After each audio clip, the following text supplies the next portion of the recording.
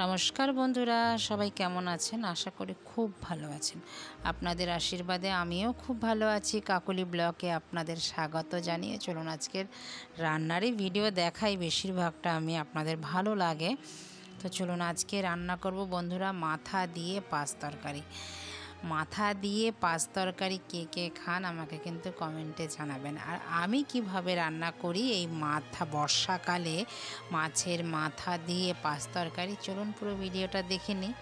মাথাগুলো আগে কড়াইতে তেল গরম হওয়ার পর ভালো করে ভেজে নিয়েছি। তারপরে দিলাম একটু জিরে, সোমবারে, তেজপাতা আর কাঁচা লঙ্কা চেরা দিয়ে যা যা সবজি, বর্ষাকালের যে সবজি পাওয়া যায় সেই সবজি দিলাম, সাথে দিলাম কাঁঠাল দানা। এই জ্যৈষ্ঠী মাসে, আষাঢ় মাস, শ্রাবণ মাস এই কাঁঠাল দানা খেতে যে এত ভালো লাগবে। আর এই রকম বাঙালরা কিন্তু খায়। এই রকম কাঁঠাল দানা পাঁচ তরকারি দিয়ে খেতে কিন্তু আমাদের অসাধারণ লাগে। আপনাদেরও যদি ভালো লেগে থাকে খাবেন, দেখবেন অসাধারণ লাগবে। তো দিয়ে নুন হলুদ দিয়েছি, এর মধ্যে কোনো মশলা কিন্তু যায় না বন্ধুরা। আর শুধু দিলাম একটু জিরের গুঁড়ো দিয়ে ভালো করে একটু নাড়াচাড়া দিয়ে যতক্ষণ সেদ্ধ হয়েছে, মাথাগুলো ভেঙে গেছে, ভাঙা ভাঙা করে নিয়েছি। এটাকে আবার অনেক সময় লাড়াচাড়া বলে বাংলা ভাষায়, আমি বললাম না, অনেকেই আমার মাই যেমনি বলে লাড়াচাড়া, তো আমরা বলি পাঁচ তরকারি। তো বাঙাল ভাষা কিন্তু যারা শুনতে ভালোবাসেন তারা তো জানেন। তো এবার আমার কিন্তু সেদ্ধ হয়ে গেছে, সব হয়ে গেছে, একটু জল এটা রাখলাম, জলটা থাকলেই বেশি ভালো লাগে এটা। তো হয়ে গেছে আমার লাড়াচাড়া তরকারি। এইবার আমি রুই মাছ বানাবো। রুই মাছ এবার ভেজে নিচ্ছি। আজকে বেশি বানাবো না রুই মাছ, অল্প কটাই বানাবো। মেয়েটা কিছুদিন ধরে মাছ খেতে চায় না, মানে মাছে ওর যেন কেন যে এরকম অ্যালার্জি হয় জানি না আমি।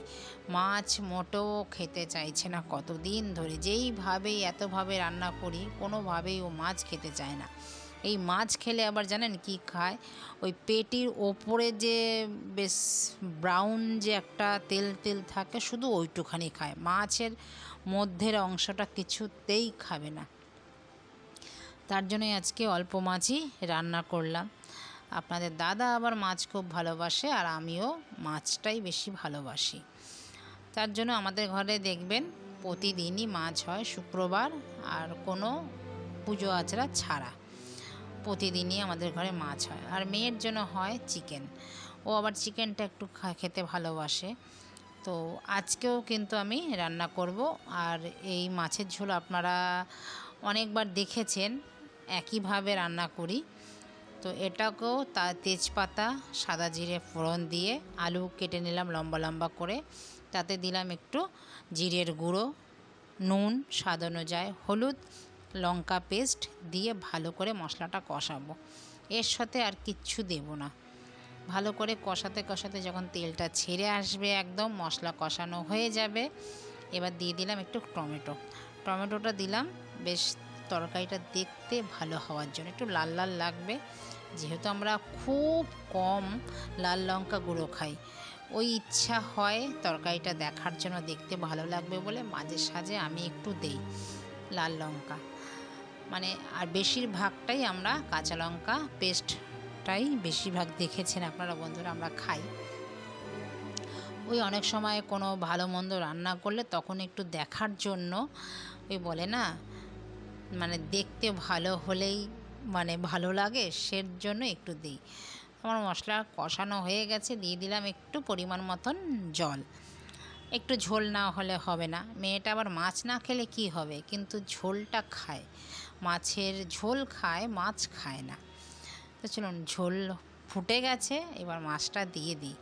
মাছটা দিয়ে কিছুক্ষণ একটু সেদ্ধ হবে, তারপরে আবার নামিয়ে নেব।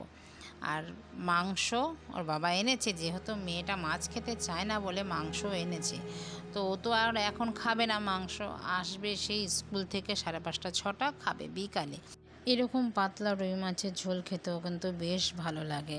আর এই বর্ষাকালে একটা প্রতিদিন ব্যাপার কী রান্না করব, বর্ষাকালে তো অনেক রকম জিনিস খাওয়া যায়ও না আর পাওয়া যায়ও না। শীতকালটা যেমনি অনেক রকম সবজি পাওয়া যায় বা অনেক রকমের রান্না করলেও বেশ ভালো লাগে খেতে। আর বর্ষাকালে তো একদম মানে অনেক দিন ধরেই ভাবছি, আর আমাদের কলকাতায় কিন্তু প্রায় 10 থেকে 12 দিন ধরে এত বৃষ্টি হচ্ছে, বৃষ্টি থামার কোনো নামই নেই।